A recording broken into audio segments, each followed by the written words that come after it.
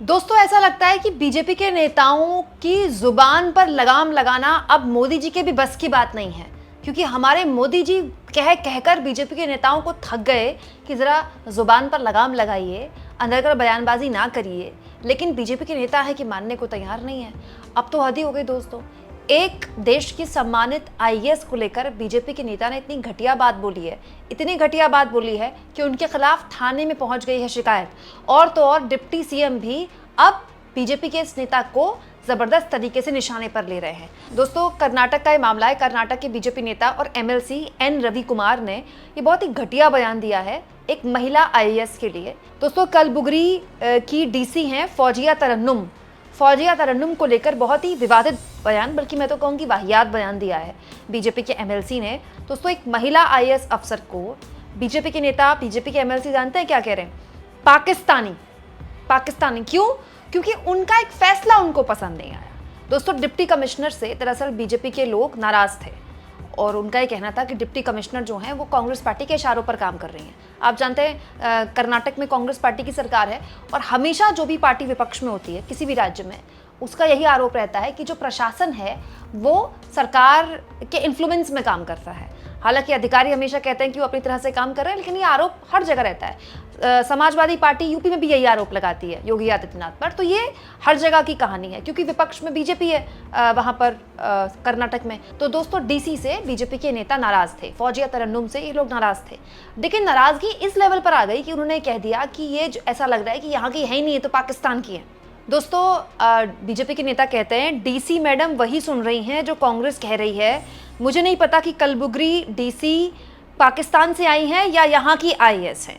और इस पूरे के पूरे मसले को लेकर अब राजनीति गर्म हो गई है कर्नाटक में। न केवल मल्लिकार्जुन खड़गे के बेटे ने इस पूरे के पूरे मुद्दे पर विरोध किया है, प्रियंक खड़गे जो कि कांग्रेस पार्टी के नेता ही हैं कर्नाटक के, उन्होंने भी इस मुद्दे का विरोध किया है। और साथ साथ में डिप्टी सीएम अब इस पूरे के पूरे मामले में कूद गए। कर्नाटक के डिप्टी सीएम डीके शिव कुमार ने इस मामले का विरोध करते हुए, बीजेपी के नेता के इस बयान का विरोध करते हुए कहा है, मैं भाजपा विधायक द्वारा आईएएस सुश्री फौजिया तरन्नुम के खिलाफ की गई अस्वीकार्य और अपमानजनक टिप्पणियों की कड़ी निंदा करता हूं। अखिल भारतीय सेवाओं की एक सम्मानित अधिकारी सुश्री तरन्नुम भारत के माननीय राष्ट्रपति द्वारा दिए गए प्रतिष्ठित सर्वश्रेष्ठ चुनावी व्यवहार पुरस्कार के 22वीं प्राप्तकर्ताओं में से एक थीं। ऐसे कुशल सिविल सेवक को घृणित और अपमानजनक बयानों से निशाना बनाना भाजपा में व्याप्त गहरी जहरीली मानसिकता को दर्शाता है। कर्नाटक सरकार फौजिया तरन्नुम के साथ मजबूती से खड़ी है और हमारी सिविल सेवाओं की गरिमा और अखंडता को बनाए रखती है। तो कर्नाटक में अब इस पूरे के पूरे मसले पर राजनीति होनी ही थी। यहाँ मैं एक और चीज़ बताना चाहती हूँ दोस्तों, ये बड़ा मतलब कितना आसान है ना किसी के लिए भी एंटी नेशनल कह देना, किसी को भी एंटी नेशनल ना कहा तो पाकिस्तान कह दिया।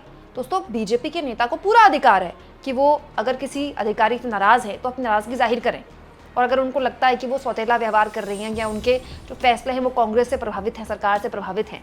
लेकिन ये कहाँ का तुक है कहने का कि वो पाकिस्तानी है सिर्फ इसीलिए कि उनका नाम तरन्नुम है, फौजिया तरन्नुम, क्योंकि वो मुस्लिम बिरादरी से आती हैं। इतना आसान हो जाता है किसी के लिए भी कह देना पाकिस्तान चले जाओ। ऐसे लड़ेंगे हम दुश्मन से? दुश्मन यहाँ हमारे लोगों को धर्म पूछ कर मार रहा है और हम अपने लोगों का धर्म देखकर उनको पाकिस्तान और पता नहीं कहाँ भेजते हैं। दोस्तों, एक आम मुसलमान जो सड़क पर चल रहा है उसको भी ये सुनकर बुरा लगेगा। ये तो आईएएस हैं। मैं बहुत सम्मान करती हूँ हमारे देश के नेताओं का। दोस्तों, हमारे देश में पॉलिटिक्स को लेकर तमाम तरह की बातें हैं कि पॉलिटिक्स में बहुत गंदगी है ये वो, लेकिन अगर आप अपने इलाके के विधायक और सांसद के घर जाएं तो आपको पता चलेगा कि बहुत मेहनत करते हैं नेता लोग। ऐसा नहीं, नेता लोगों की ज़िंदगी आसान नहीं है और वही तो हमारे लिए फैसला ले रहे हैं। भाई विधायक सांसद यही तो देश चला रहे हैं। लेकिन दोस्तों, हमारे अधिकारी भी बहुत मेहनत करते हैं। आईएएस की परीक्षा पास करना मजाक नहीं है। आज भी अगर किसी शहर में कोई आईएएस की परीक्षा पास करता है, पेपर क्लियर कर लेता है ना, तो उसकी फ़ोटो अखबार में छपती है, क्योंकि यही लोग हैं जो एक्चुअली में देश चलाते हैं। क्योंकि दोस्तों, सरकारें तो आती जाती रहती हैं। बीजेपी की ये आज विधायक हैं, कल नहीं होंगे। आज कर्नाटक में कांग्रेस की सरकार है, कल बीजेपी की होगी। लेकिन जो आईएएस अधिकारी होते हैं या जो आईपीएस अधिकारी होते हैं, ये थोड़ी रिटायर हो जाते हैं 5 साल बाद। ये इन सरकार के साथ भी काम करते हैं, ये उस सरकार के साथ भी काम करते हैं। इसीलिए जो सिस्टम है वो लगातार चलता रहता है। सरकारों के आने जाने से उसमें आमूलचूल परिवर्तन हो सकता है, लेकिन सिस्टम प्रभावित नहीं होता। यही हमारी ताकत है। आईएएस, आईपीएस ये देश को मजबूत बनाते हैं। और बहुत मुश्किल है आईएएस की परीक्षा पास करना। दोस्तों, विधायक और सांसद के लिए तो कोई शैक्षणिक योग्यता की भी जरूरत नहीं है। हालांकि मैं नहीं मानती कि आपको शैक्षणिक योग्यता आपके पास होगी तो ही आप समझदार होंगे, लेकिन आईएएस की पढ़ाई के लिए इंसान तपस्या करता है, तब जाकर पेपर क्लियर होता है। उसके बाद इंटरव्यू भी देना है उसको, तब जाकर उसके बाद उसकी सर्विस होनी है दोस्तों, फिर उसकी ट्रेनिंग होनी है, उसके बाद जाकर उसको पोस्टिंग मिलती है। और एक अधिकारी जो पोस्टिंग पा चुका है, ऑलरेडी अपने पद में काम कर रहा है, उसको लेकर एक नेता कुछ भी बोल देता है, कुछ भी जो उसके मन में आए वो बोल देता है। फौजिया तरन्नुम को सुनकर ये कैसा लगा होगा? हालांकि फौजिया तरन्नुम एक बहुत ही प्रोफेशनल अधिकारी हैं, उनको इन चीज़ों की आदत हो गई होगी।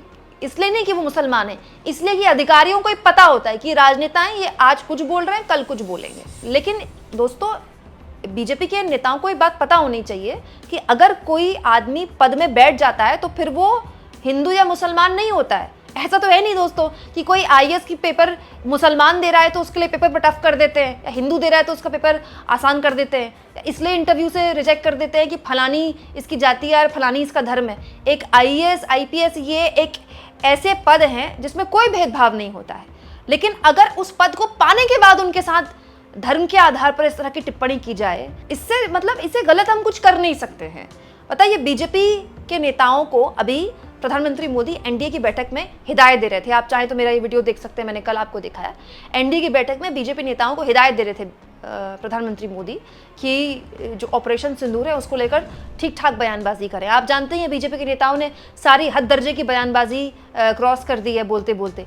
लेकिन यहाँ तो बीजेपी के नेता एक कदम आगे बढ़ गए। वो तो अच्छी खासी हमारी देश की एक इतनी अच्छी अधिकारी हैं, उनको पाकिस्तानी बता रहे हैं। बताइए आप इस मुद्दे पर क्या सोचते हैं दोस्तों? कमेंट बॉक्स में ज़रूर लिखें और जितना हो सके चैनल को शेयर करें, सब्सक्राइब करें और थैंक्स और ज्वाइन के ऑप्शन से दोस्तों अगर आप चाहें तो कुछ आर्थिक मदद भी चैनल की ज़रूर करें।